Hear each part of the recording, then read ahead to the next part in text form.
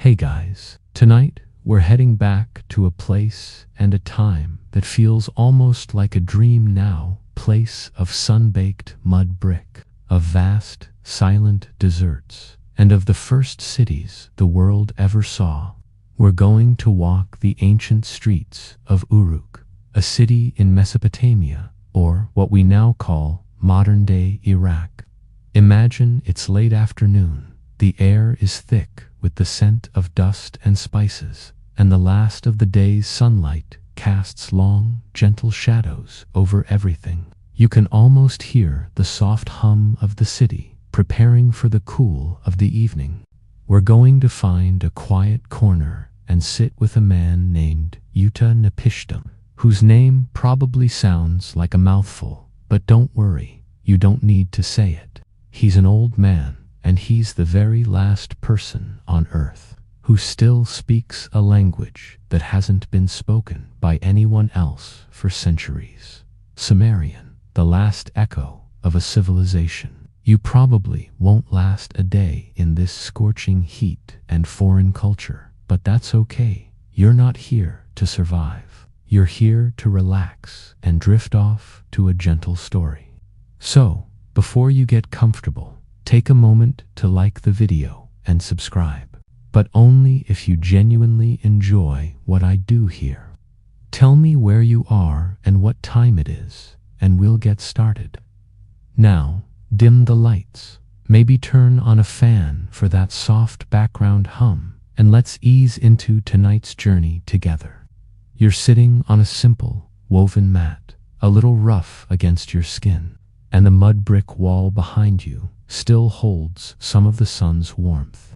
In front of you, the old man, Utanapishtim, is quietly shaping a lump of damp clay. His hands are slow, deliberate, the motion as practiced as a deep breath. He doesn't look at you, but you can feel his presence, a quiet anchor in this ancient world. His face is a roadmap of a life lived long and full, etched with the fine lines of 1,000 tiny smiles and a few deep sorrows. The air carries the distant bleating of a few sheep being herded back to their pen for the night, and the soft, rhythmic patter of someone beating grain in a nearby courtyard. This is the city of Uruk, but it's not the Uruk of its glory days, not the one that gave the world writing and the epic tale of Gilgamesh that was 1,000 years ago. Now it's a city that has been assimilated, absorbed, and gently changed by a new culture and a new language. The new rulers, the Akkadians, have been here for generations, and their language has quietly, relentlessly replaced the old one. This is a common phenomenon in history, by the way. As empires rise and fall, so do their languages. Latin gave way to the Romance languages, and you can see echoes of that all over Europe. But here, the change was more complete, more sudden. The new language, Akkadian, was adopted for trade, for law, for everything that mattered to the new rulers. And so, the old language, Sumerian, simply began to fade. You can still hear it a little bit. A few of the older merchants use a stray Sumerian word here and there for certain goods, especially when talking about things that haven't changed much, like the specific kind of reed used for a basket or a certain type of grain. It's a bit like how we still use a few Latin phrases, but you couldn't have a full conversation in it. For most people, Sumerian is just a sound now, a curiosity from their grandparents' stories. It's a scholarly language, an academic pursuit studied by scribes in the temples, but it's not a living, breathing thing anymore. It's an echo. Utanapishtim, however, remembers when it was alive. He remembers when the streets rang with it, when mothers sang Sumerian lullabies to their children, and when the market haggling sounded like a different kind of music altogether. He remembers a time when the very thought of an Akkadian word on the lips of a child would have been a strange and foreign idea. The silence of the city in his memory is a different kind of silence than the one you feel now. It's not the quiet of a fading day. It's the quiet of a language's slow, gentle death. Historians still argue whether the transition was a peaceful one, or if there was a lot of tension between the Sumerian and Akkadian peoples. But for Utnapishtim, it's just the story of his life, a life that has outlasted his language. He sets the lump of clay down and, with a deft movement, flattens it into a small rectangle about the size of the palm of your hand. It's perfectly smooth, a blank canvas of mud. This is what they used to write on not paper or parchment, but this simple, honest earth. The tools were just reeds, cut at an angle to create a wedge shape, and with those wedges they made their famous cuneiform script, a series of little lines and triangles that look like footprints from a strange bird. The old man is just preparing his materials, a quiet ritual he has performed his whole life. It's almost a meditation. You're simply a quiet observer in his world, a world where the sounds and smells and textures tell a story all their own, a story that is best told slowly, gently, in the soft, fading light of a long-ago afternoon. As Utnapishtim works, you can hear the soft scraping of his reed stylus against the damp clay. It's a quiet, hypnotic sound. The sun has dipped a bit lower now, and the shadows are deepening. The air is starting to cool, a gentle relief after the day's heat. You notice a young boy, maybe 10 years old, watching the old man from a distance, clutching a wooden toy. He's curious, but he doesn't approach. His language, Akkadian, is what you hear all around you now. It's a Semitic language related to things like Hebrew and Arabic, and it has a different rhythm, a different sound. Sumerian, the language Utnapishtim speaks, is a language isolated, not related to anything else we know. It's like a lonely island in a sea of different sounds, which is a big part of why it's so interesting to historians. When the Akkadians rose to power, they didn't try to erase Sumerian, not at first anyway. In fact, for a while, they were bilingual. The new rulers saw the value in the old culture, especially its writing system and its literature.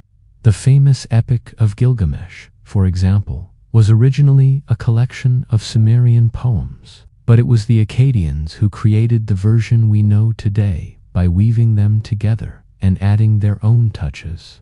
So, for a time, Sumerian was like Latin was for medieval Europe, the language of scholarship, of religion, and of the old elite. But the everyday language of the marketplace, the home and the street was changing. You can almost feel that change in the air, a kind of linguistic humidity, subtle and pervasive. Imagine trying to go about your day. You'd ask for directions to the baker's stall, and the person would answer in Akkadian. You'd try to buy a loaf of bread, but the price would be quoted in a language that felt foreign on your tongue. Slowly, without anyone even really noticing, the Sumerian words for everyday objects and concepts, things like bread, house, water, started to be replaced. It's a slow, quiet process, not like a sudden event. It's the way a tide goes out, little by little, until you look back and realize the shore is a long way off. Historians still argue whether this was a natural process of cultural diffusion or a more deliberate, top-down decision by the ruling class. But for the people living it, it was simply the new normal. Think about the scribes, the most educated people of this time. For a while, their education was completely bilingual. They would learn both Sumerian and Akkadian. just like a modern scholar might learn both Latin and English to study ancient texts. They would copy out old Sumerian poems and stories, and they would write new legal documents and letters in Akkadian. This created a peculiar and fascinating phenomenon. There are thousands of clay tablets in museum collections all over the world that are like Rosetta Stones in reverse, with Sumerian on one side and an Akkadian translation on the other. This little historical quirk is actually a huge reason we know as much as we do about Sumerian today, because we can basically use Akkadian as a key. It's kind of like finding a set of ancient instructions for a weird, forgotten language. And the instructions are written in a language you can still read. You can just picture a young scribe, maybe in this very city, hunched over his work, his reed stylus flying, grumbling under his breath, because he has to translate some dry, legalistic contract from a beautiful, poetic language into something more practical. Utanopishtim finishes his little tablet, his movements so smooth they barely seem to disturb the air. He sets it aside to dry and picks up another piece of clay, rolling it between his hands as if he were kneading dough for a tiny loaf of bread. The boy is gone now, called away by his mother. The sounds of the city are gentler, a mix of soft cooking fires being stoked and the low murmur of families settling in for the night. You're just a quiet presence here, a part of the background, and that's exactly how it should be. The story of a fading language is a quiet one, and it needs a peaceful listener.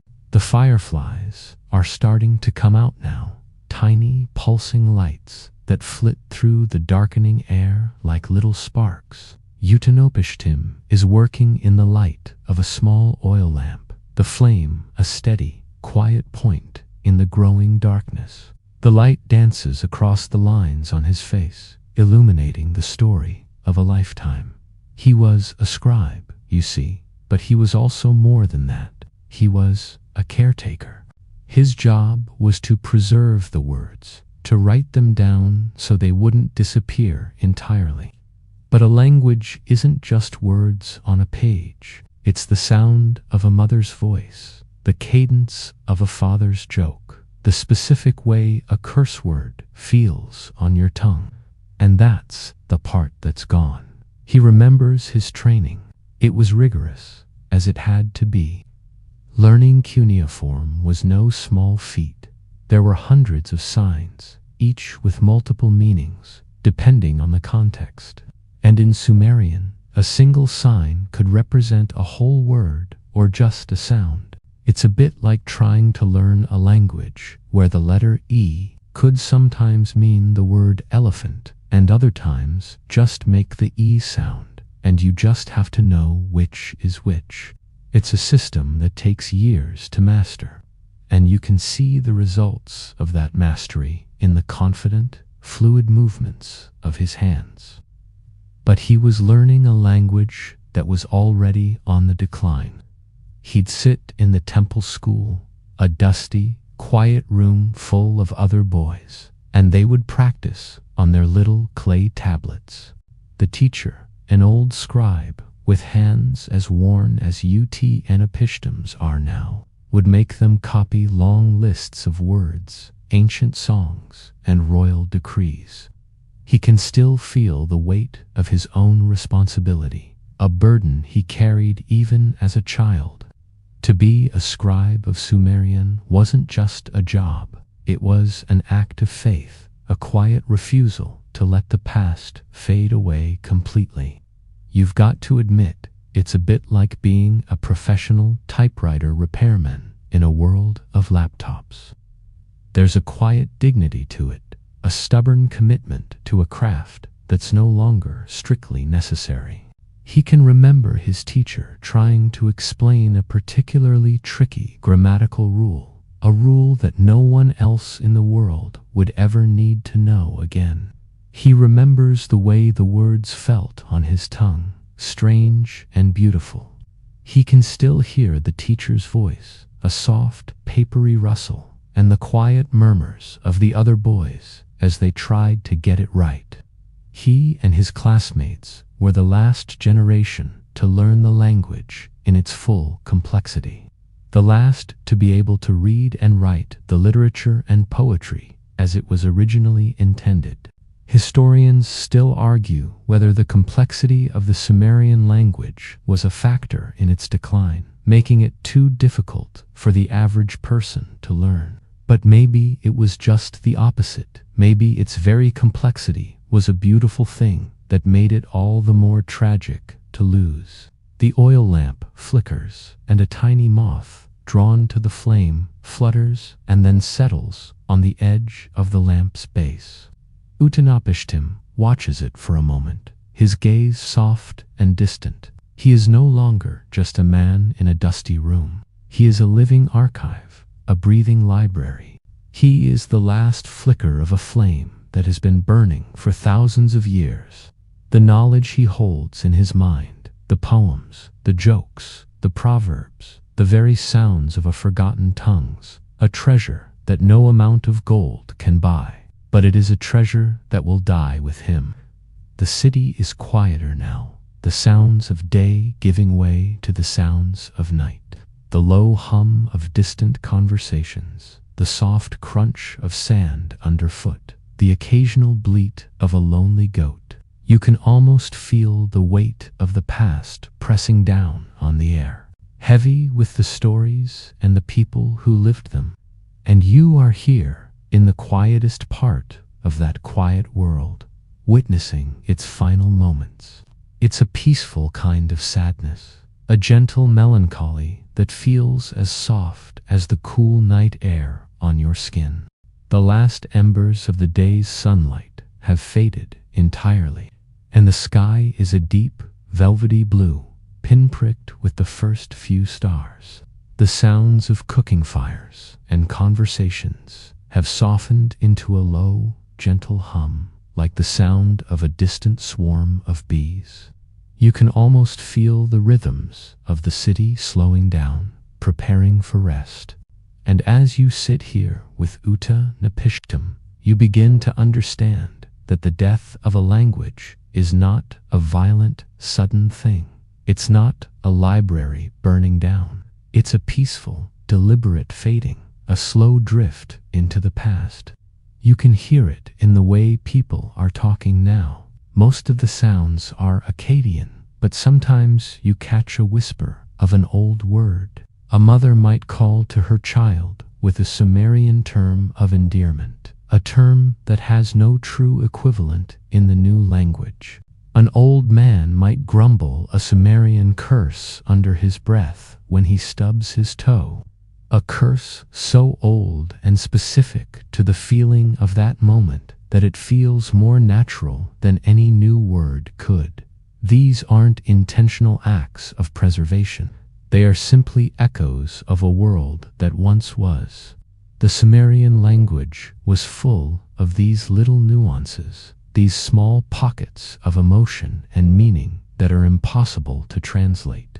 For example, there were many different words for different types of sadness, from the quiet melancholy of a forgotten memory to the sharp ache of a sudden loss.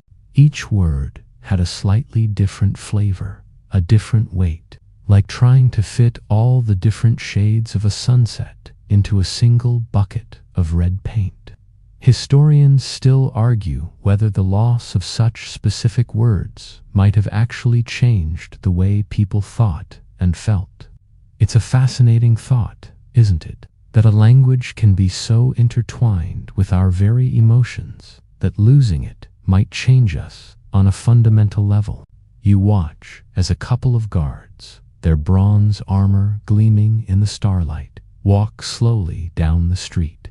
It's just the background noise of the city now, the new soundscape. It's a sound that probably never would have been heard on the streets 1,000 years ago, and yet now it's so completely normal that nobody even notices. It's a little like how a lot of us feel about texting now. A few decades ago, the very idea would have been ridiculous, and now it's just a part of the air we breathe. Utanopishtim has finished his second tablet now, and is quietly arranging his tools. You get the sense that the slow, silent process of losing his language has made him a more patient man, a man more attuned to the quiet rhythms of the world around him. He's not angry or sad about it. He's just ... observing. He knows that he is a part of something that is ending, but he also knows that everything has its time. He's not trying to stop the inevitable. He's just here to make sure the last notes of the song are sung beautifully. The stars are brighter now, and the constellations you might know, like Ursa Major or Orion, would have different names here. They would have been called by the names given to them by the Sumerians, names like the Old Man or the Plow, and Utanopishtim knows all of them. He could tell you the quiet stories of the gods and heroes that were written in the stars, a gentle guardian of a language that will soon live only in the dustiest corners of history. It's a good place to be, right here, just sitting and breathing in the ancient air. Utanopishtim sets down the last of his tools.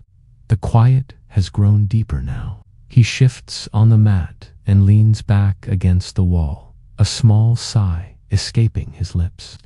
You realize he isn't going to do any more work tonight. He's just going to sit here, breathing in the night air. And as he sits, you can almost see the gears in his mind turning back to the past. He's thinking of words. He's thinking of the quiet things that a language holds that a new one can never truly replace. Those little nuggets of wisdom, those funny little phrases that seem to capture a whole world of meaning in just a few words. But in Sumerian, they had a unique flavor. They were often a bit dry, a bit cynical, and full of the kind of quiet, weary humor that comes from living in a difficult world. Utanopishtim remembers a favorite of his, one that his father used to say. It went something like, "The poor man has no bread, and the rich man has no sorrow." All the flavor, all the poetry was gone. Another one he remembers is about scribes, actually. It was a classic joke among the scribes, a little self-deprecating humor about the massive effort it took to learn both languages. He can almost hear the soft chuckles of his fellow students. The phrase only makes sense if you know the struggle, of course.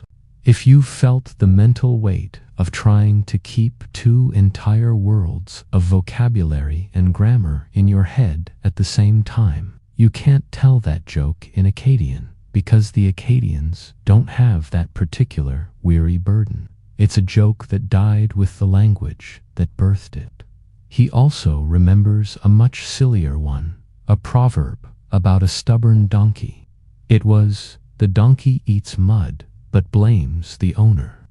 It's so utterly mundane and specific that it's almost absurd, a quiet piece of rural comedy that has no real place in the grand epics of kings and heroes. It's a testament to the fact that Sumerian was not just a language of scholars and kings. Historians still argue about the true meaning of many Sumerian proverbs, whether they are meant to be taken literally or if they are full of hidden symbolism. But you single quotes ta-na pish. Tim knows them for what they are, the quiet, funny, sad reflections of a people on their lives. He closes his eyes, and you feel a strange sense of privilege sitting here with him. The air is still now, and you can feel the coolness seeping up from the earth. The sky is a vast, dark canvas, and the stars are impossibly bright. In the distance, a dog barks, a brief, sharp sound, that breaks the spell for a moment, and then the quiet returns, even deeper than before.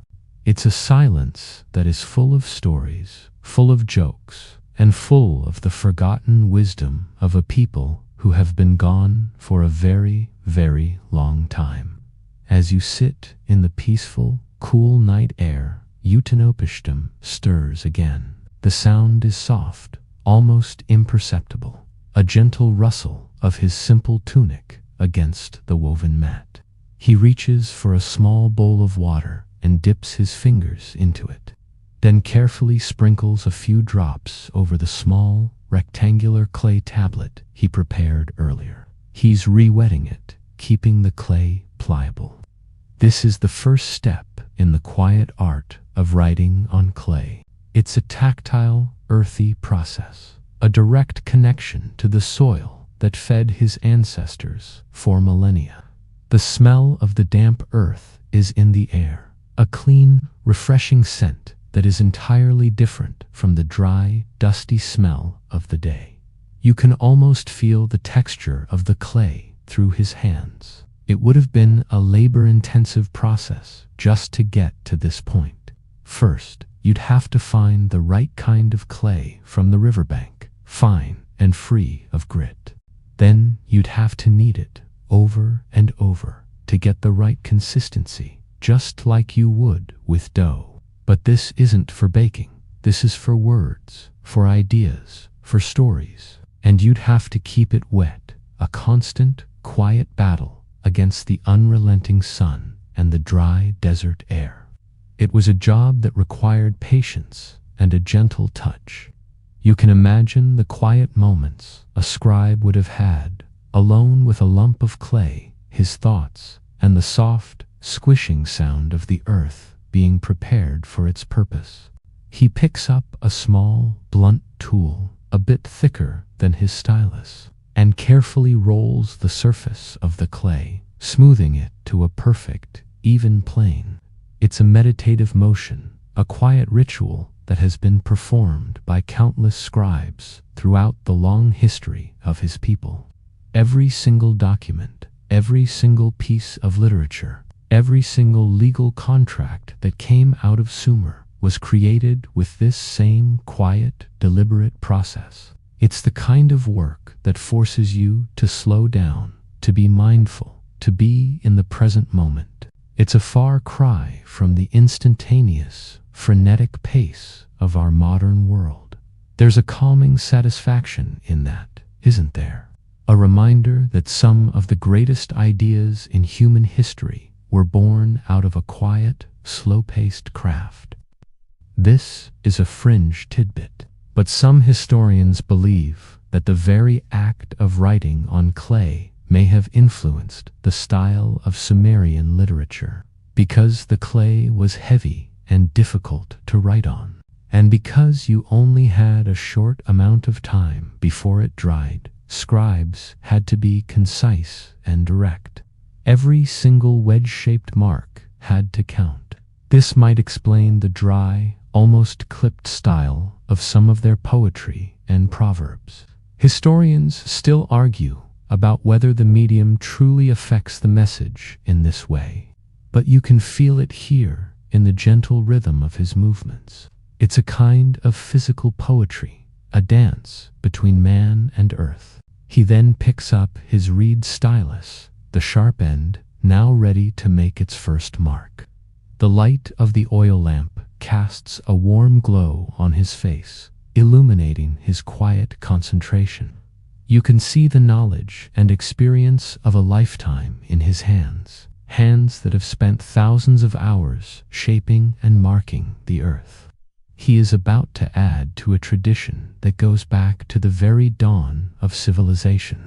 But he's not adding something new. He's just repeating, rewriting, remembering. He's keeping a quiet, lonely vigil for a language that has passed on, and you are here, the only other witness to this silent, beautiful act of memory. It's a good feeling, isn't it, to be a part of something so quiet and so old. The air has grown cool and still. The night is quiet, and the city of Uruk seems to be holding its breath. The only sound is the almost imperceptible rustle of Utanopishtim's hand as he begins to write on the clay tablet. He's not writing anything new, of course. He's not creating a new epic or a new law. He is simply transcribing, preserving a quiet memory from a library that has long since fallen into disuse. This is the great library. At least it was once. Now it's just a dusty, quiet room attached to a temple, filled with a few shelves of old clay tablets that no one ever bothers to read anymore. You can still smell the quiet scent of centuries of dust and dry earth. The tablets are stacked neatly, a silent testament to a time when they were the most important things in the world, when this language was the language of law, of science, and of power. He is the last librarian, the last caretaker, the last one who truly understands the words and the meaning behind them. It's a bit like being the last person on earth who can read hieroglyphics. You can stare at the beautiful pictures all you want, but you are the only one who can hear the voice. He's copying an old hymn, a prayer to the goddess Inanna. It's a song he learned as a boy, a song full of flowery, poetic language. The words flow from his mind, down his arm, and through the stylus, leaving behind their wedge-shaped marks on the soft clay. You can see the love and care he puts into each one, the way he holds the stylus just so to make the marks perfectly. It's a love for a lost art, a respect for a dead language, and you, the quiet observer, are watching a moment that is simultaneously a beginning and an end. He is writing, but he is also saying goodbye. He remembers being in the library as a young boy, just starting his training. The room was full of light and the excited buzz of other students. They would sit for hours, copying out their lessons, the air thick with the smell of damp clay and oil lamps. The library was a living, breathing place.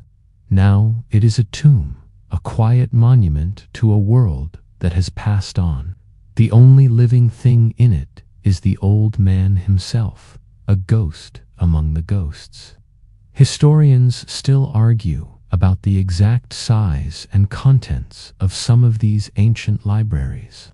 It's a fascinating scholarly debate, a puzzle with many missing pieces. We find fragments of tablets, pieces of stories, but we can only guess at what a complete library would have looked like. Utanopishtim doesn't need to guess.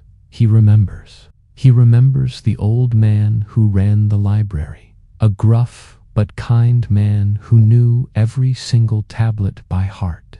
He remembers the feeling of awe he had when he first read a tablet that was older than his own grandfather. He remembers the quiet joy of discovering a new story, a new poem, a new thought. He has a particular affection for a certain tablet, a small one that holds a poem about a farmer's quiet despair over a failed harvest. It's a simple story without any kings or gods, just a regular man and his quiet sorrow. It's a good reminder that history is not just about the big events, the wars, and the kings. It's also about the quiet, ordinary lives of people, lives that are often forgotten. And in this quiet, dusty room, in the soft light of an oil lamp, the old man is keeping those quiet lives alive, one word at a time. The world outside may be sleeping, but here, the past is awake. Utanopishtim pauses in his writing, his hand hovering over the clay tablet. He's not tired, you realize. He's just remembering. The words he's transcribing aren't just a string of symbols. They're a doorway to a world of sound and story. And in this moment, he's not just thinking of the words themselves. but of the way they were spoken, the way they sounded when they were alive. He remembers the complex poetry of Sumerian mythology, a tapestry woven from thousands of years of belief and storytelling. He thinks of the goddess Inanna, a complex and contradictory figure, who was both a goddess of love and a goddess of war. He remembers a particular hymn to her that described her journey to the underworld, a story full of quiet sorrow and powerful resilience. The language used to describe her was rich and specific, with a different word for her rage, her sadness, and her triumph. It was a language that treated emotions like a potter treats clay, shaping them into different forms with each new word. There were also the old stories of the gods and their quiet quarrels, their jealousies, and their triumphs. He remembers the tale of Enki, the god of wisdom, and his quiet rivalry with the goddess Ninhursag. The story was told with a kind of gentle humor, a playful back and forth that would be lost in a translation to Akkadian. The Sumerian language had a certain musicality to it that lent itself to these kinds of stories, a soft, flowing sound that made the myths feel less like a religious text and more like a bedtime story. It's a bit like how a nursery rhyme sounds perfect in your native language, but loses all its rhythm and charm when you try to translate it literally. You can almost feel that loss, a quiet, gentle sadness for a song that will never be sung again. The oil lamp flickers, and a small shadow dances on the wall. Utanopishtim is still, his eyes closed, and you get the sense that he is listening to something you cannot hear. He's hearing the quiet murmurs of the gods, the gentle rustle of their robes, the specific, beautiful words they spoke. He's listening to a conversation that has been over for 1,000 years, and it's a little funny to think about, isn't it? The most powerful and ancient of stories, the very foundation of a people's beliefs, now existing only in the mind of one old man, told in a language only he can understand. Historians still argue about the true nature of the relationship between the Sumerian and Akkadian pantheons. Were they truly two separate groups of gods, or were they just different names for the same old divine beings? Utanopishtim, in his quiet way, knows the answer. He knows that a god's name isn't just a label. It's a reflection of a people's deepest fears and desires. And when the name changes, the god changes too. The Sumerian Inanna is not the same as the Akkadian Ishtar. They may share a story, but they don't share a soul. He opens his eyes and, with a final, deliberate movement, makes the last mark on the clay tablet. The hymn is complete. He sets the tablet aside to dry, its surface now a map of tiny, wedge-shaped footprints. It is a thing of beauty, a quiet monument to a quiet belief system, a gentle echo of a world that is fading into the starlight. You can almost feel the gods themselves nodding in approval, a final, peaceful farewell to the last person who can truly call their names. The night is quiet, and the world seems to have shrunk to the small circle of light cast by the oil lamp. Utanopishtim reaches for his stylus again, but he doesn't touch the clay. Instead, he simply holds it, turning it over in his hand, a quiet connection to a past that is so tangible you can almost feel it. He's thinking of a simple tool now, something so mundane it would never make it into a history book, a plow.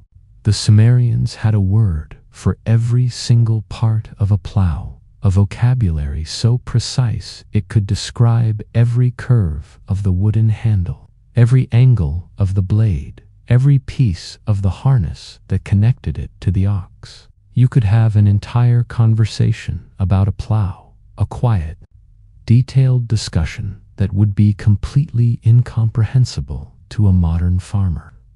It's a bit like how a car mechanic can talk for hours about a carburetor, using words that most of us wouldn't even recognize.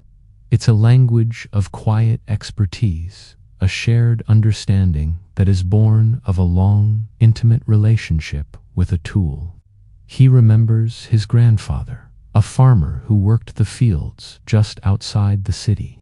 He wasn't a scribe, he couldn't read or write, but he knew the language of the earth and the language of the plow better than anyone. He would talk to his plow as if it were a living thing, using words that were part poetry and part practical instruction.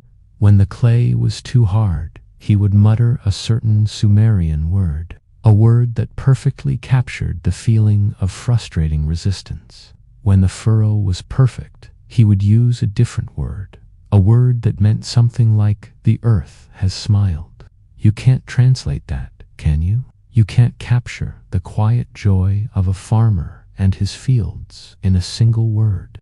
The Akkadian language, with its focus on law and trade and conquest, didn't have these words. It had words for contracts and armies and taxes, but it didn't have words for the small, quiet moments of life. It's a classic example of how a language can reflect the values of the people who speak it.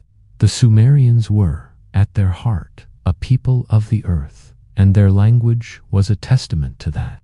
Historians still argue whether the Sumerian people's decline was linked to the agricultural changes in Mesopotamia, as the soil became too salty for their traditional crops. But Utnapishtim knows it's more than that. The words themselves held the life of the land, and as they faded, so did a certain kind of connection to the soil. He runs his fingers over the smooth surface of his stylus, a quiet caress. This tiny tool, made of a simple reed, was the way his people connected to the world, the way they recorded their lives, their thoughts, their quiet joys and sorrows. And as you sit here in the cool, silent night, you feel a connection to that world too, a world of quiet detail and profound meaning, the world of a farmer and his plow, a scribe and his stylus, and an old man and his quiet memories. The night air has a crisp coolness now, and the stars are a spectacular, unblinking audience. The city is a quiet shape in the darkness, and you feel entirely alone with Utnapishtim and his memories. He closes his eyes, and you realize he is listening, not to the sounds of the night, but to the sounds of a long-ago morning. He's listening to the sounds of spoken Sumerian. It was a language, you see, that had a different rhythm, a different soundscape. It had a kind of gentle, flowing quality, with its many vowel sounds and quiet consonants. It was a language of murmurs and whispers, a language that seemed designed for a quiet moment. He remembers the sound of it in the marketplace, not as a shout or a scream, but as a kind of gentle hum, like 100 conversations, all blending together into a soothing background noise. When you translate Sumerian poetry, the words can seem a little stiff and formal, but when you hear them spoken, they are like music. Historians still argue about the precise way Sumerian was pronounced. We have a good idea, based on our understanding of Akkadian and the way they borrowed words, but we can't be 100% sure. It's a little like trying to guess the melody of a song just by looking at the lyrics. You get the general idea, but you miss all the subtle nuances, all the quiet pauses and rises and falls of the voice. But Utnapishtim doesn't have to guess. He remembers the quiet, specific way his mother would say his name, a way that was unique to his language and to her love for him. He remembers the sound of a joke being told, a sound that was less a laugh and more a quiet, knowing chuckle. He remembers a particular sound that has no word in Akkadian, a sound a child would make when they were just starting to babble, a quiet, gurgling sound of pure joy. It was a Sumerian sound, a sound of his people, and it's a sound he has not heard for a very, very long time. The Akkadians have their own sounds, of course. Their language has a sharper, more clipped sound, a sound that is well suited for commands and business transactions. It's a useful language, a powerful language, but it lacks the gentle, musical cadence of the old one. The world outside is full of these new sounds now. You can hear them in the occasional shouts of a guard, in the low hum of a distant conversation, in the call of a night watchman. It's the sound of a living, breathing language, a language that is growing and changing and adapting. And in this quiet moment, with Utah-Napishtim, you are a witness to the sound of a dead language, a sound that exists now only in the mind of one old man. It is a quiet, beautiful, and profoundly sad sound, a lullaby for a world that has passed on.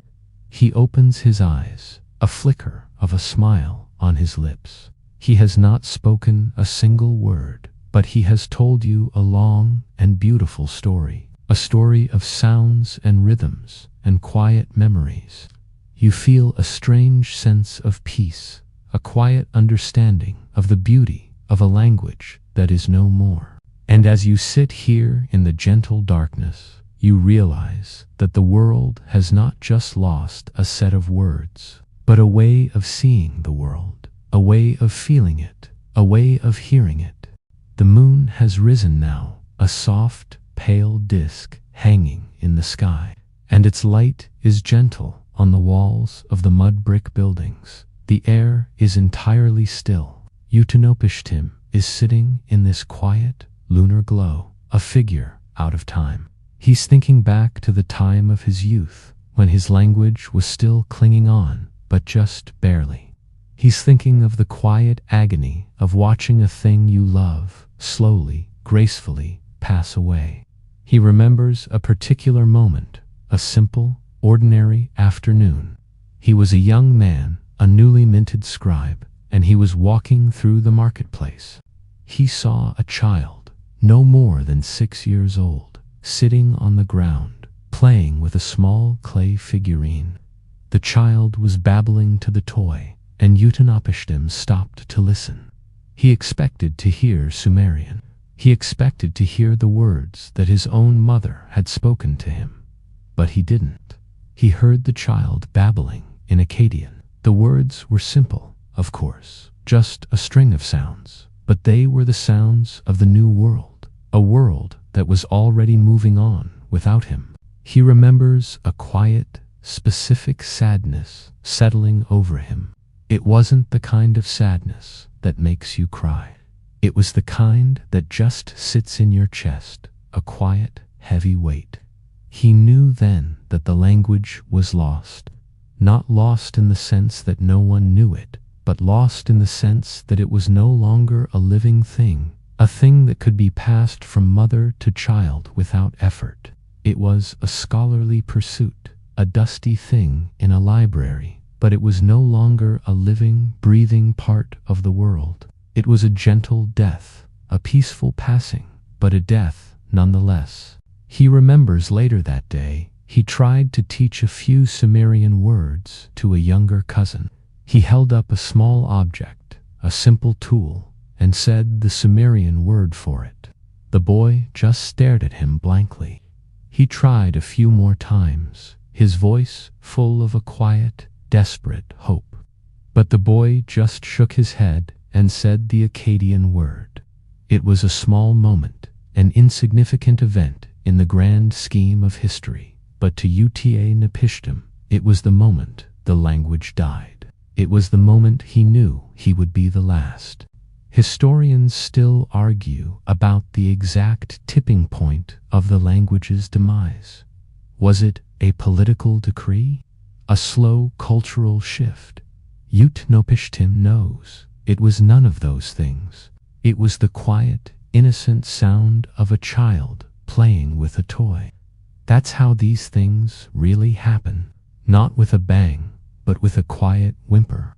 He closes his eyes again and lets that old sadness wash over him, a feeling that is so old and familiar now that it is almost comforting. It's a sadness for a beautiful, gentle thing that is no more, and a quiet acceptance of the fact that it had its time and now it is gone. And as he sits here in the quiet moonlight, you feel that sadness too. Not in a painful way, but in a soft, gentle way, like a sigh of the wind.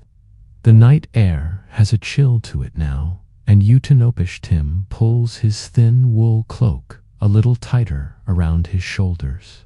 He is no longer looking into the distant past, but into a more recent one, a time when the fate of his language was officially sealed.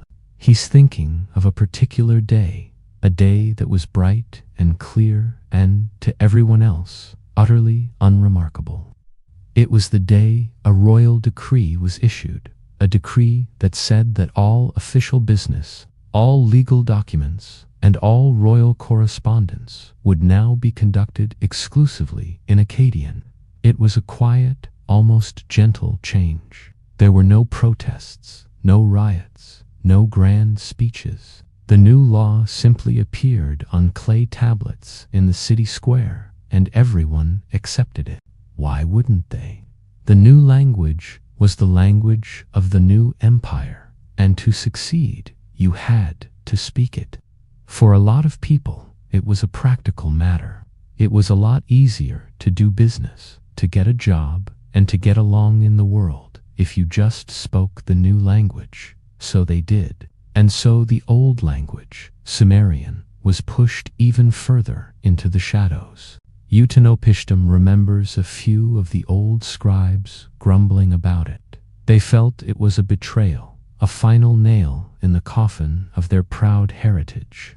But they were old men, and their grumbling was as quiet as the whisper of sand in the wind. The younger scribes, the ones who had been trained in both languages, didn't care much at all. They saw it as an opportunity. They would now be the most important people in the kingdom, the only ones who could bridge the gap between the old ways and the new. It's kind of like being an expert in a programming language that's suddenly been deemed obsolete, but you're also fluent in the new one. You're still in demand, but the rules have changed. This is a mainstream historical fact, by the way. The shift from Sumerian to Akkadian was, in large part, a result of the political changes of the time. The Akkadian Empire was ascendant, and their language came with them. But what most history books don't tell you is how it felt. The quiet sadness of a culture being quietly, officially told that its voice no longer mattered.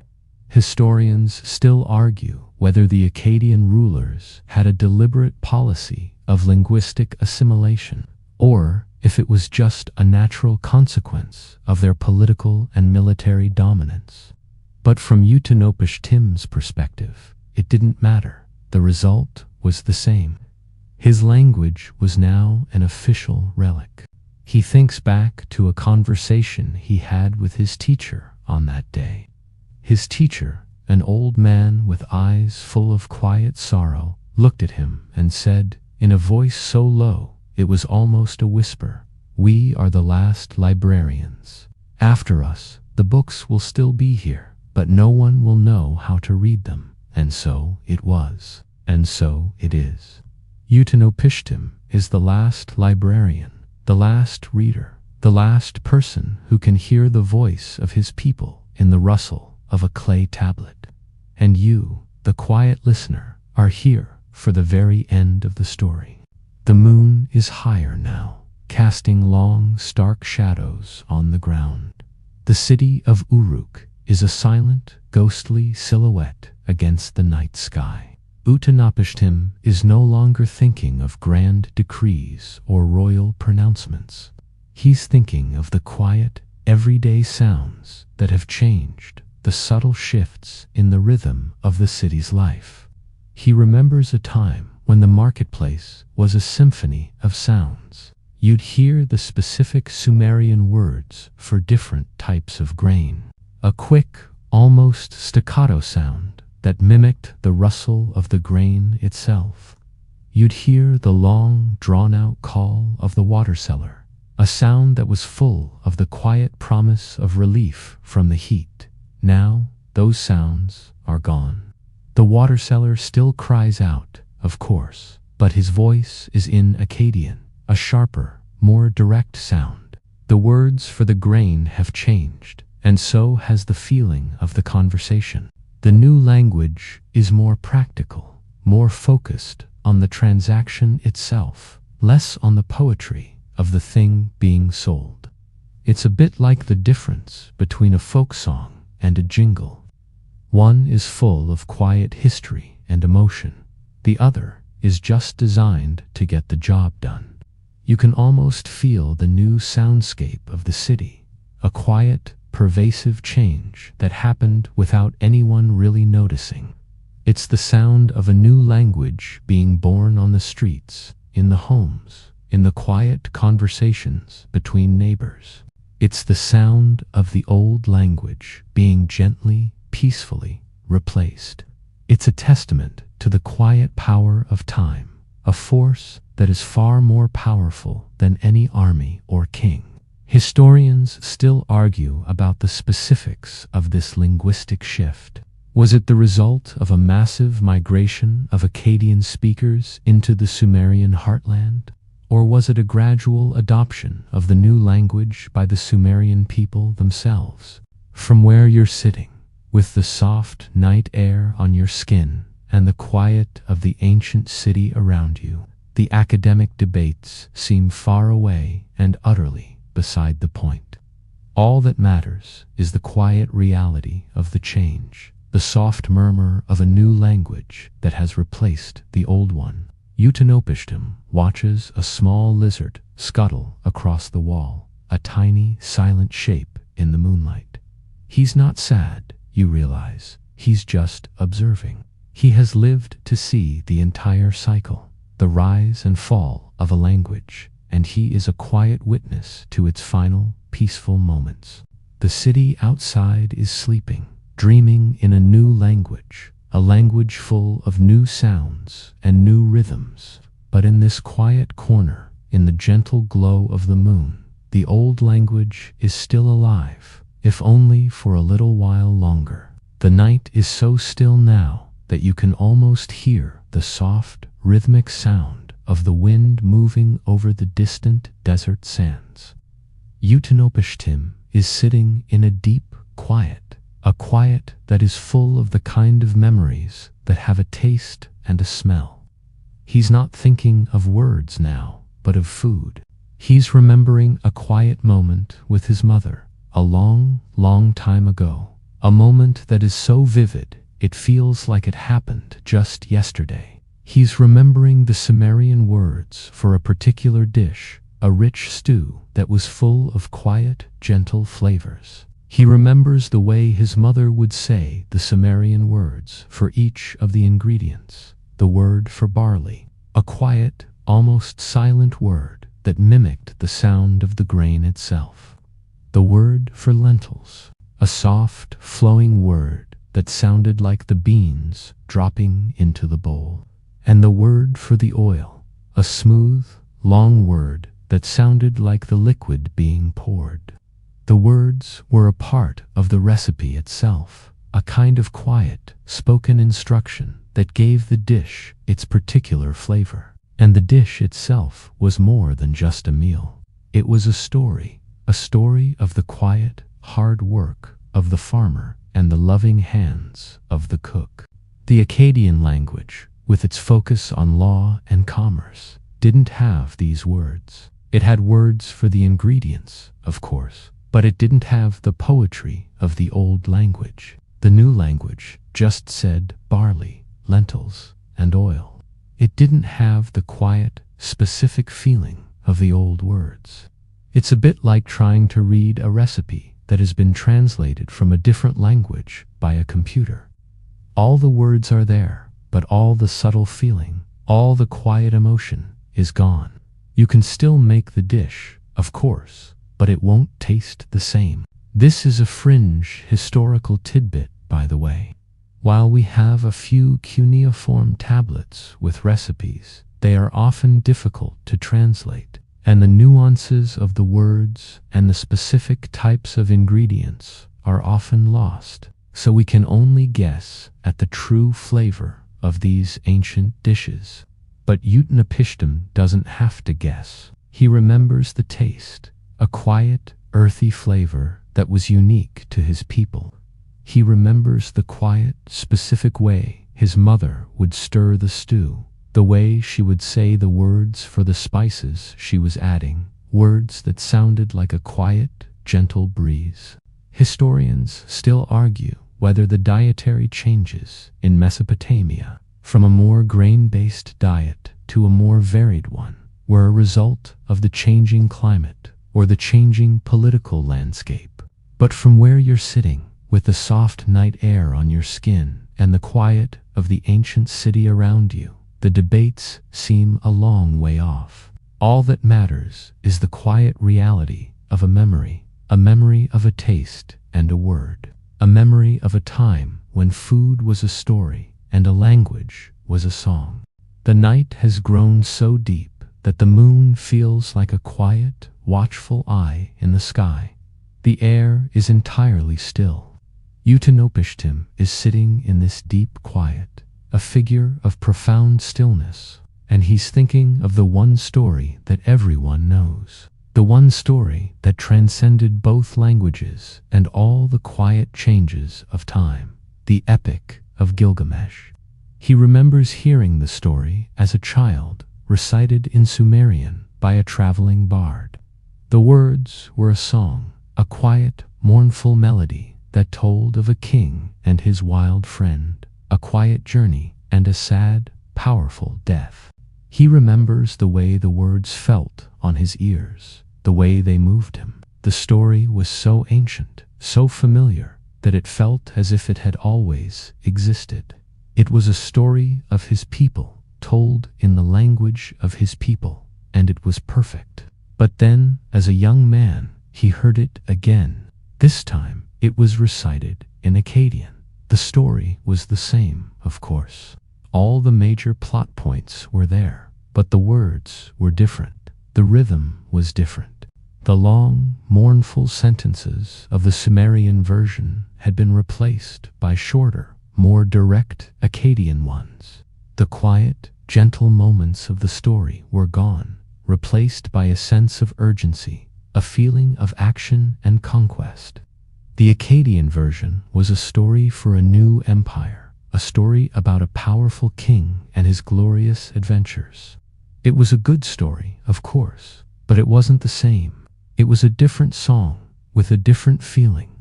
Historians still argue about the true origins of the Gilgamesh epic. Is it a uniquely Sumerian story, or did it exist in some form in a shared Mesopotamian cultural memory before being written down in Sumerian? We may never know for sure, but Utnapishtim knows that the way a story is told changes the story itself. The Akkadian version of the epic is a mainstream historical fact found on thousands of tablets. But the quiet, subtle nuances of the original Sumerian version are something only he can appreciate. It's like the difference between a movie and the book it was based on. You can watch the movie and understand the story, but you can only truly appreciate the quiet beauty of the original in the book. He closes his eyes, and, in the deep quiet of the night, he can almost hear the two bards. One, a quiet, gentle man, with a voice as soft as the rustle of a reed, singing a song of quiet sorrow.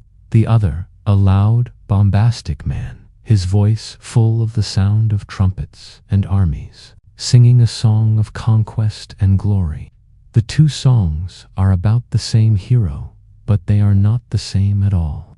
And Utnapishtim is the last person on earth who can hear them both, and who can appreciate the quiet, beautiful difference. The moon has moved across the sky, and the stars are a spectacular, silent spectacle.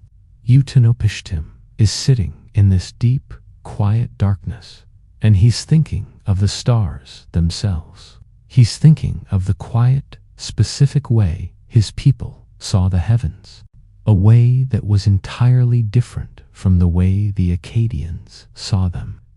He's remembering the Sumerian names for the constellations, names that were as old as the first cities, names that were a kind of quiet, celestial poetry. The constellation we call Orion, for example, they called the true shepherd of the heavens.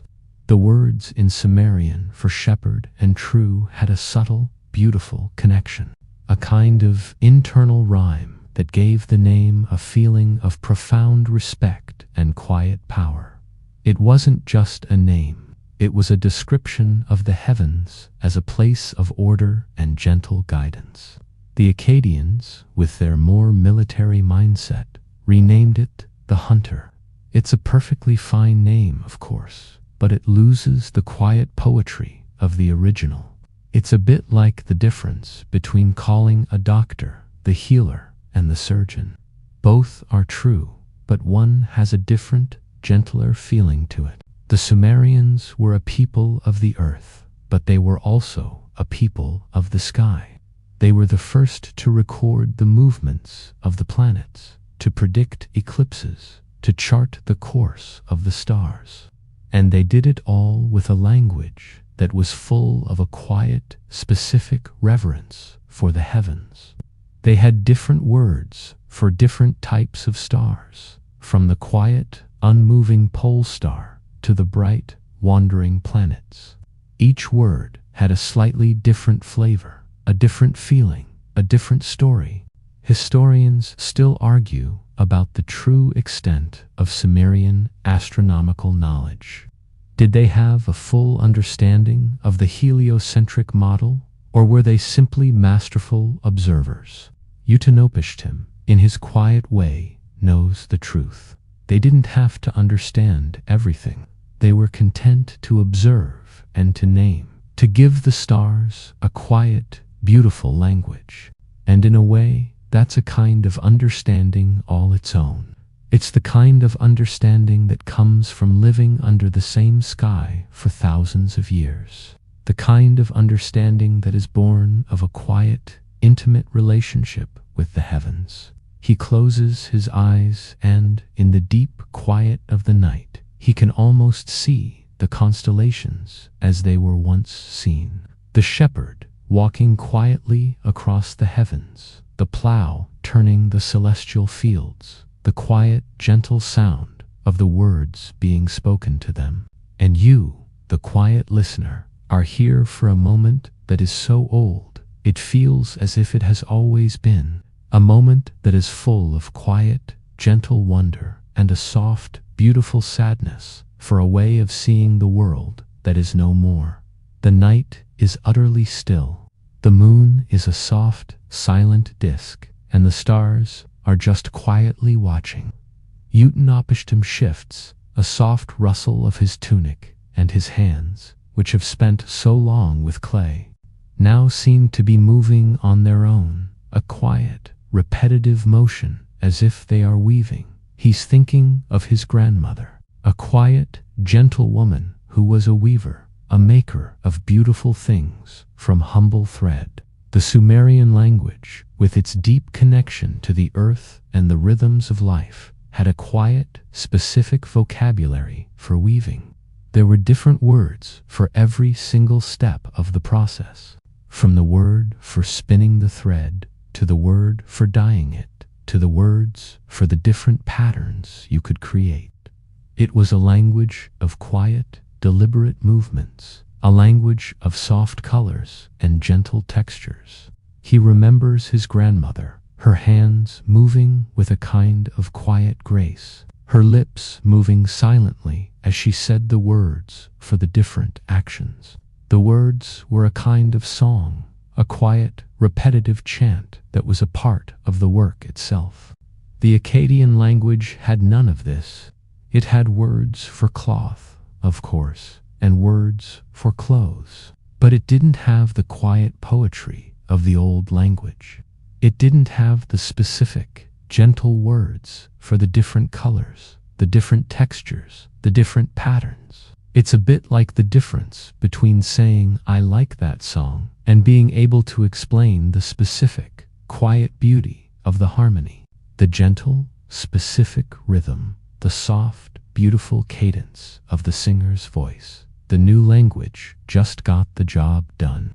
The old language was a celebration of the quiet, deliberate beauty of the work. This is a quiet, quirky, historical tidbit. While we have a lot of tablets that describe trade and military campaigns, we have very few that describe the quiet, everyday work of women. So we have to infer what we can from the context of other tablets. And Utnapishtim knows that the quiet, beautiful language of the weaver is a part of that lost history. He knows that his grandmother's hands told a story that will never be recorded in a dusty old book. It's a story that is alive only in his memory, a quiet, beautiful thing that exists now only in the silence of his mind. Historians still argue about the true role of women in Sumerian society. Were they as powerful as the goddesses they worshipped, or were their lives more circumscribed? Utnapishtim knows the truth is somewhere in the middle. They were not kings, of course, but their quiet, gentle work, their quiet, specific language, was the warp and weft of the society itself. Without their quiet, gentle work, there would have been no clothes, no sails, no baskets. There would have been no quiet, gentle world to live in. And in this quiet, moonlit night, with the stars watching, Utnapishtim is a quiet, gentle guardian of that forgotten world. The night is so still now that the moon seems to be the only thing moving, a quiet, stately presence in the sky. Utnapishtim is sitting in this profound quiet, a man utterly alone, and he's remembering a conversation, not a grand, important one, just a simple, quiet talk. He's remembering the last time he spoke full sentences in Sumerian to another person. It was with his friend, a man named Ibison, a scribe, just like him.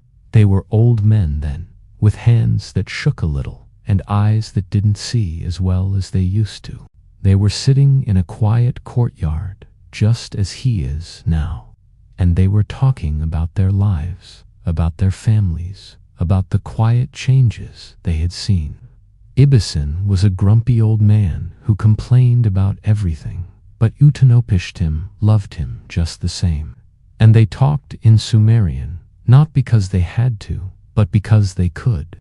It was a secret language, a language only they shared. He remembers the conversation was about something utterly mundane. They were arguing about the proper way to prepare a new batch of clay for writing. Ibison insisted that the clay should be kneaded for a specific amount of time, no more, no less. Utnapishtim argued that the proper way was to feel the clay, to listen to it, to let it tell you when it was ready. It was a silly, quiet argument, the kind that old friends have when they have run out of things to say. But it was a conversation in Sumerian, a living, breathing thing that was full of the quiet, specific words for too long, too short, just right. That was the last time. Ibison died a few months later, and Utnapishtim was left alone, a quiet guardian of a language that was now his alone. He mourned his friend, of course, but he also mourned the language, a quiet, gentle thing that had passed on with his friend.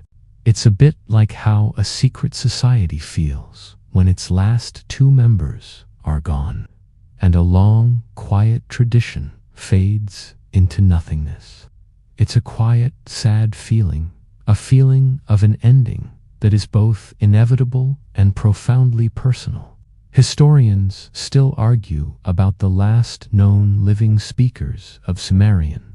Some believe the language lingered on in scholarly circles for centuries. But ta-na pish Tim knows the truth. It didn't linger. It just faded away, a quiet whisper in the wind.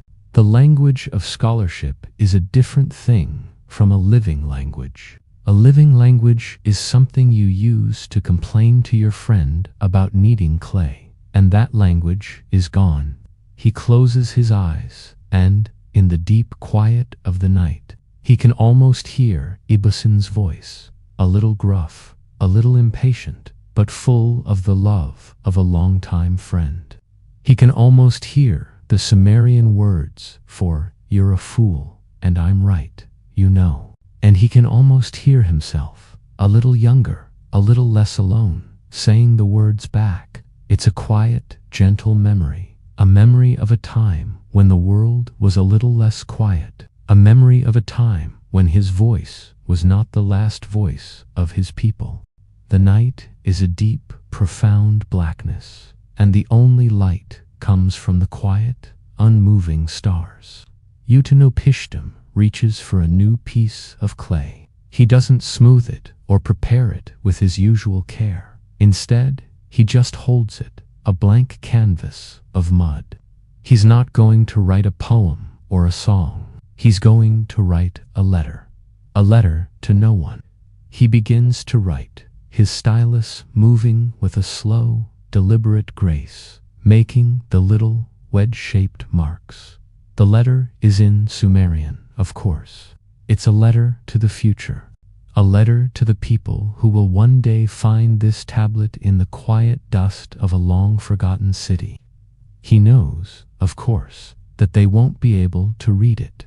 They will see the marks. They will recognize them as the lost language of his people.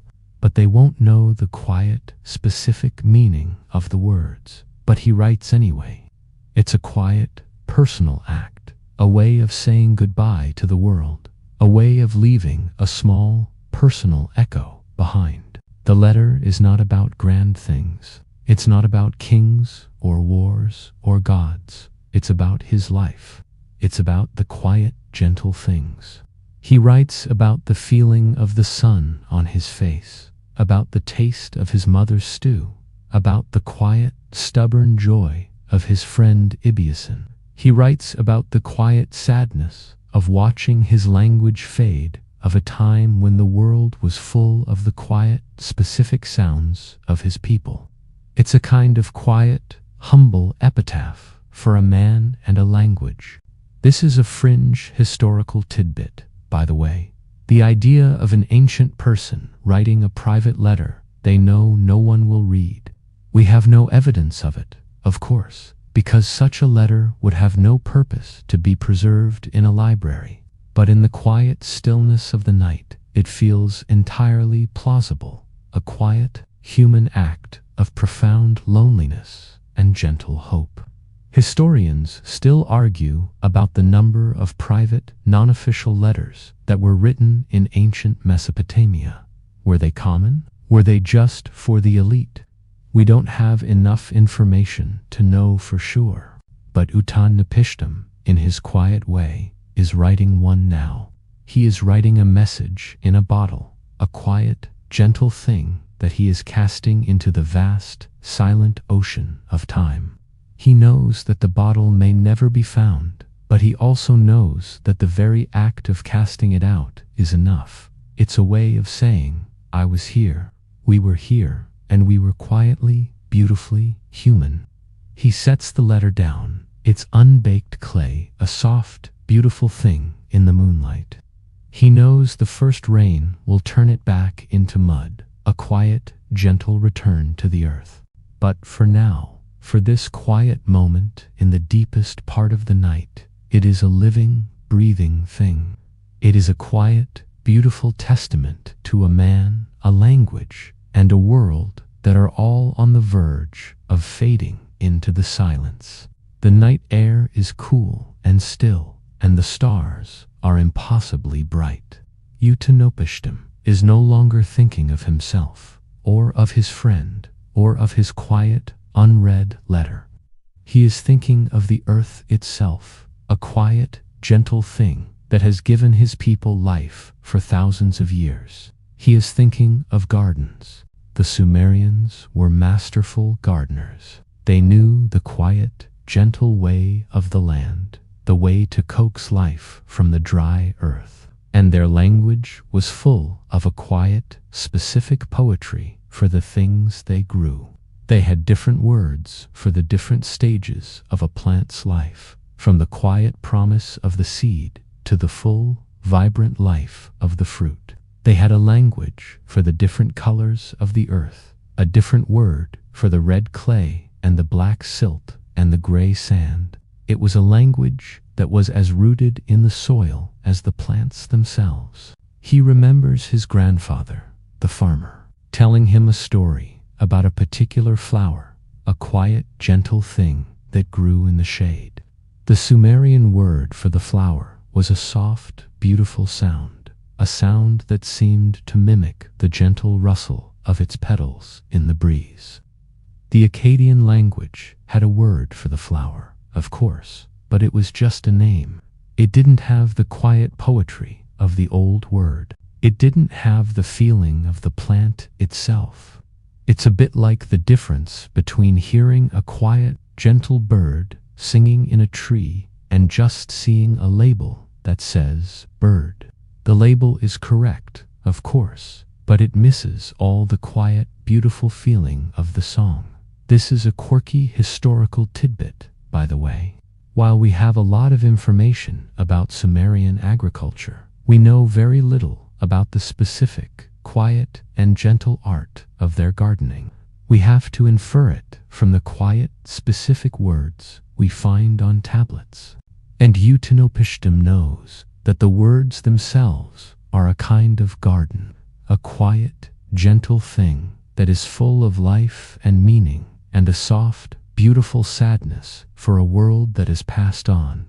Historians still argue whether the Sumerian people's decline was due to the salinization of the soil, a process that made it harder and harder to grow things. But use single quotes ta-na, pish. Tim knows that the story is more than just a scientific fact. It's a quiet, beautiful, and profoundly sad story of a people and their quiet, gentle relationship with the earth. A relationship that was so deep and so old that it was woven into the very fabric of their language. And in this quiet, moonlit night, with the stars watching, he is a quiet, gentle gardener, a keeper of a quiet, beautiful garden of words that will one day return to the earth, a quiet, gentle thing that is full of the quiet, beautiful, and profound sadness of an ending. The night is so still now that the moon seems to be the only thing moving, a quiet, stately presence in the sky.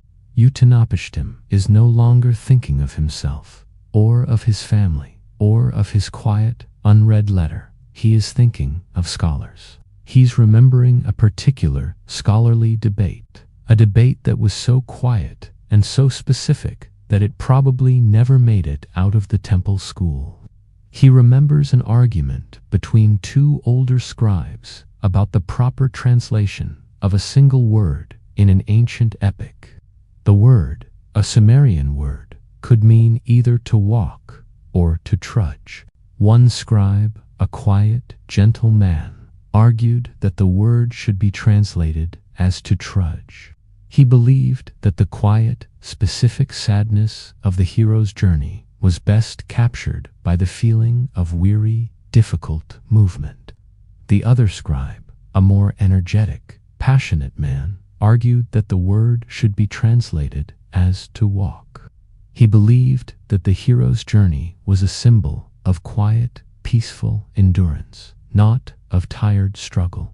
It was a quiet, gentle argument, the kind that can only happen in a place where people have a lot of time and a deep, quiet love for a dying language.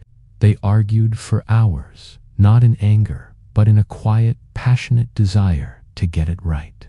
They were two old men arguing over a single word in a language that was already fading into the dust. It's a bit like two modern scholars arguing over a single comma in a forgotten text. It seems utterly pointless to the outside world, but to the people involved, it is a matter of profound importance. This is a quiet, quirky, historical tidbit. While we have a lot of information about the grand historical arguments of ancient scholars, we know very little about the quiet, mundane debates. But Uttanapishtim knows that these quiet, gentle arguments were the very heart of scholarship. They were a testament to the fact that a language is not just a set of words, but a living, breathing thing that is full of quiet, gentle nuances. Historians still argue about the true nature of the scholarly community in ancient Mesopotamia. Was it a closed, elitist group, or was it open to anyone who had a love for learning? Uttanapishtim knows the answer is somewhere in the middle. The life of a scribe was a hard one, but the quiet, gentle debates, the quiet, gentle love for a dying language was a reward all its own. And in this quiet, moonlit night, with the stars watching, he is a quiet, gentle guardian of that forgotten world, a keeper of a quiet, gentle argument that will one day return to the earth, a quiet, gentle thing that is full of the quiet, beautiful, and profound sadness of an ending. The night air has a chill to it now, and Uttanapishtim pulls his thin wool cloak a little tighter around his shoulders. The moon is a pale, quiet disk, and its light is gentle on the walls of the mud brick buildings. He's no longer thinking of grand scholarly debates. He's thinking of water. The Sumerians, who lived in a land of two great rivers, had a quiet, intimate relationship with water, and their language was full of a quiet, specific poetry for it. They had different words for the quiet, slow flow of the river, for the gentle lapping of the water against the shore, for the rushing sound of a flood, and for the quiet, still water in a well. They had a language for the different colors of the water, a different word for the brown silt of the Tigris and the blue-green of the Euphrates. It was a language that was as rooted in the water as the quiet, gentle reeds that grew along the banks. He remembers, as a young boy, walking with his father along the canals that crisscrossed the city. The canals were a quiet, gentle lifeline, a way of getting water from the river to the fields and to the homes. And his father would say the names of the canals, quiet, specific names in Sumerian that were full of a quiet, gentle love for the life-giving water. The Akkadians, with their more military mindset, renamed them with simpler, more direct names. The quiet poetry was gone, replaced by a kind of quiet, practical efficiency. It's a bit like the difference between calling a small, quiet stream the Weeping Willow Creek and Waterway Number 7. Both are correct, but one has a quiet, gentle soul, and the other is just a number. This is a quiet, quirky, historical tidbit, by the way. While we have a lot of information about Sumerian irrigation systems, we know very little about the quiet, poetic way they spoke about them. We have to infer it from the quiet, specific words we find on tablets. But Uttanapishtim knows that the words themselves are a kind of water, a quiet, gentle thing that is full of life and meaning, and a soft, beautiful sadness for a world that has passed on. Historians still argue whether the quiet, slow decline of the Sumerian language was linked to the quiet, slow decline of the land itself as the soil became more and more saline. But Tim knows that the story is more than just a scientific fact. It's a quiet, beautiful, and profoundly sad story of a people and their quiet, gentle relationship with the water. A relationship that was so deep and so old that it was woven into the very fabric of their language. And in this quiet, moonlit night, with the stars watching, he is a quiet, gentle guardian of that forgotten world. The night is so still now that the moon seems to be the only thing moving, a quiet, stately presence in the sky. Utnapishtim is no longer thinking of grand, sweeping things like rivers or scholars. He is thinking of something utterly mundane, something almost silly: laws. The Sumerians were the first to write down their laws, a groundbreaking, mainstream historical fact. But their laws weren't all grand pronouncements about justice and kings. They had quiet, specific, and often peculiar laws that only made sense in a world that was still very, very new. He remembers a particular law that was written in Sumerian, a law that said, roughly, if a man's donkey is a loud brayer, and he does not tell his neighbor before the sale, he shall return the man's money, and the donkey shall be shamed in the marketplace. The law was full of a quiet, specific, and very human frustration. It wasn't about the grand principles of justice, but about the very real, very annoying problem of a loud donkey.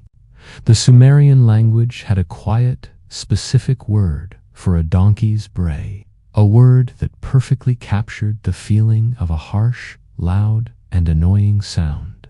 The Akkadian language just had a word for bray. It missed all the quiet, specific, and very human frustration of the original. This is a quiet, quirky, historical tidbit, by the way. While we have a lot of information about the grand, historical laws of ancient Mesopotamia, we know very little about the quiet, mundane, and often humorous laws. But Utnapishtim knows that these quiet, gentle laws were the heart of the society. They were a testament to the fact that a society is not just a set of grand ideas, but a quiet, gentle collection of people who have to deal with loud donkeys and other very specific, very mundane problems. Historians still argue about the true nature of ancient Mesopotamian law. Was it a system of rigid rules, or was it a quiet, flexible system that was full of quiet, gentle compromises? Utnapishtim knows the answer is somewhere in the middle. The law was as full of quiet, gentle compromises as the people who made it. And in this quiet, moonlit night, with the stars watching, he is a quiet, gentle guardian of that forgotten world, a keeper of a quiet, gentle argument that will one day return to the earth, a quiet, gentle thing that is full of the quiet, beautiful, and profound sadness of an ending. The night is so still now that the moon seems to be the only thing moving, a quiet, stately presence in the sky. Utnapishtim is no longer thinking of grand, historical things. He is thinking of a fellow soldier, a man named Inlabani, a man who was as gruff as his name, but who was as honest as the sun. They were soldiers together in their youth, sent to a quiet, forgotten corner of the empire to guard a caravan route. The work was boring, of course, a long, quiet stretch of time. But they had their own language. They had their own quiet, specific slang, a slang that was full of the kind of quiet, gentle sarcasm that soldiers who are bored out of their minds use. They had a word for their commander, a word in Sumerian that meant something like the quiet windbag, a word that perfectly captured the feeling of a man who talked a lot but said nothing at all. They had a word for the long, quiet patrols they had to take, a word that meant the quiet walk to nowhere. The words were not in any official dictionary, of course, but they were a living, breathing thing that was full of the quiet, specific feeling of their shared, quiet misery. The Akkadian soldiers, when they joined the patrol, had their own slang, of course, but their slang was full of a different kind of feeling, a feeling of bravado and strength and conquest. Their slang was about who they had killed and where they had gone. It didn't have the quiet, gentle sarcasm of the Sumerian slang. It didn't have the quiet, gentle humor of two men who were so bored they were on the verge of madness. This is a quiet, quirky, historical tidbit, by the way. While we have a lot of information about ancient armies and their movements, we know very little about the quiet, mundane, and often humorous slang they used. But Utnapishtim knows that these quiet, gentle words were the heart of their shared experience. They were a testament to the fact that a soldier is not just a uniform and a weapon, but a quiet, gentle collection of feelings that are full of the quiet, specific words of a dying language. Historians still argue about the true nature of ancient Mesopotamian armies. Were they a group of disciplined, professional soldiers, or were they a collection of quiet, gentle conscripts who just wanted to go home? Utnapishtim knows the answer is somewhere in the middle. They were a quiet, gentle collection of men who had their own quiet, gentle language. And in this quiet, moonlit night, with the stars watching, he is a quiet, gentle guardian of that forgotten world. A keeper of a quiet, gentle argument that will one day return to the earth. A quiet, gentle thing that is full of the quiet, beautiful, and profound sadness of an ending. The night is so still now that the moon seems to be the only thing moving, a quiet, stately presence in the sky. Utnapishtim is no longer thinking of grand, historical things or quiet, specific slang. He is thinking of a song so old, so simple, so quiet that it has no business existing in the world. He's thinking of a lullaby his mother used to sing to him, a lullaby in Sumerian. The song was a simple melody, a quiet, repetitive chant that was full of the quiet, gentle sounds of his language. The words were simple, too. They were about the quiet, gentle sleep of a baby, about the quiet, gentle light of the moon, about the quiet, gentle rustle of the wind. It was a song that was full of the quiet, gentle love of a mother for her child. The Akkadian lullabies were different, of course. They were full of a different kind of feeling, a feeling of strength and courage and the glory of the gods. They were loud and they were proud. They were a different kind of song for a different kind of people. He remembers, as a young boy, asking his mother what the words meant, and she would try to explain, but he would always get lost in the quiet, specific feeling of the words. He would just close his eyes and listen, and the quiet, gentle feeling of the song would wash over him, a feeling of quiet, gentle love and a quiet, gentle peace. It was a song that was full of the quiet, gentle soul of his people. This is a quiet, quirky, historical tidbit, by the way. While we have a lot of information about ancient songs and hymns, we know very little about the quiet, simple lullabies. But Utnapishtim knows that these quiet, gentle songs were the heart of the society. They were a testament to the fact that a culture is not just a set of grand ideas, but a quiet, gentle collection of feelings that are full of the quiet, specific words of a dying language. Historians still argue about the true nature of ancient Mesopotamian music. Was it a complex, highly structured system, or was it a quiet, gentle collection of simple melodies? Utnapishtim knows the answer is somewhere in the middle. It was a quiet, gentle collection of melodies that were full of the quiet, specific feelings of his people. And in this quiet, moonlit night, With the stars watching, he is a quiet, gentle guardian of that forgotten world, a keeper of a quiet, gentle song that will one day return to the earth, a quiet, gentle thing that is full of the quiet, beautiful, and profound sadness of an ending. The night is so still now that the moon seems to be the only thing moving, a quiet, stately presence in the sky. Utnapishtim is no longer thinking of songs or laws or quiet, specific slang. He is thinking of the end, not his own end, but the quiet, peaceful death of a language. He is thinking of it like a sunset, a quiet, gentle fading of the light, a slow drift into the darkness. It's not a violent, angry thing. It's a peaceful, profound sadness. He remembers, as a young man, a time when he could hear the language spoken in every corner of the city, a quiet, gentle sound that was a part of the air itself. And then, he remembers, it began to fade.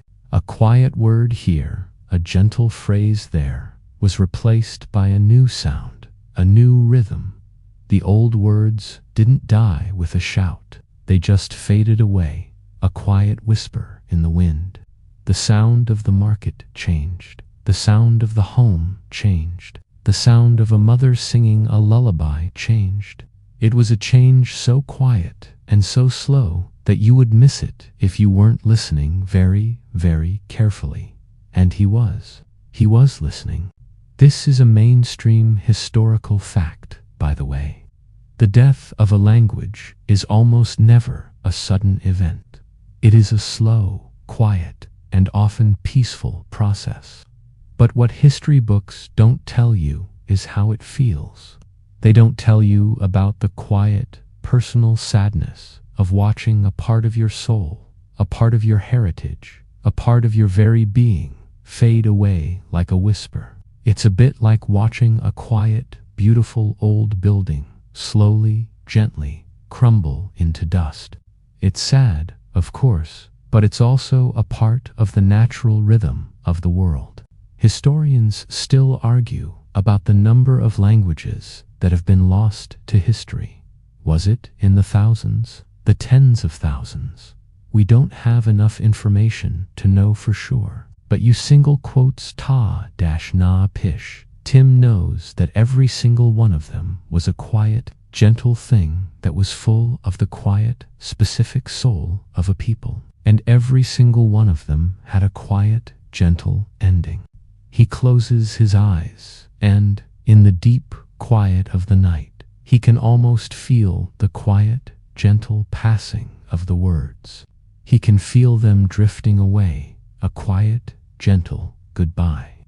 It's a sad feeling, of course, but it's a peaceful sadness, a sadness that is full of a quiet, gentle acceptance. He has lived to see the whole story, from the beginning to the end, and he is a quiet, gentle witness to its final, peaceful moments.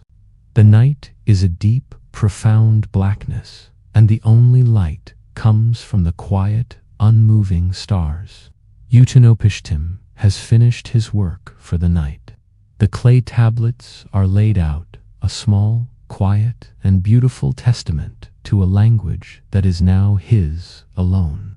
He is just sitting, a quiet, stately presence in the quiet, sleeping city. The air is still, the world is at peace, and he is a quiet, gentle guardian of a lost world. He thinks of the quiet legacy of his people, not the grand, sweeping things like the invention of the wheel or writing, but the quiet, gentle things, the poetry of the plow, the quiet, specific language of a weaver, the gentle, humorous slang of a soldier, the quiet, gentle love in a lullaby. These are the things that are truly lost. The grand, sweeping things are in the history books, of course, but the quiet, gentle, and beautiful things are not. They are here in the quiet, gentle silence of his mind, and they will die with him. This is a mainstream historical fact, by the way. The legacy of a civilization is more than just its grand historical achievements. It is also the quiet, gentle things that are often forgotten. But what history books don't tell you is how it feels. They don't tell you about the quiet, personal sadness of being the last person to know a secret so quiet and so beautiful that it has no words in any other language. Historians still argue about the true nature of the Sumerian legacy. Was it a foundation for the great empires that came after, or was it a quiet, beautiful, and utterly unique thing that was ultimately lost to the sands of time? Utanopishtim knows the answer. It was both. It was a foundation, of course, but it was also a quiet, beautiful, and utterly unique thing that is on the verge of fading into the silence.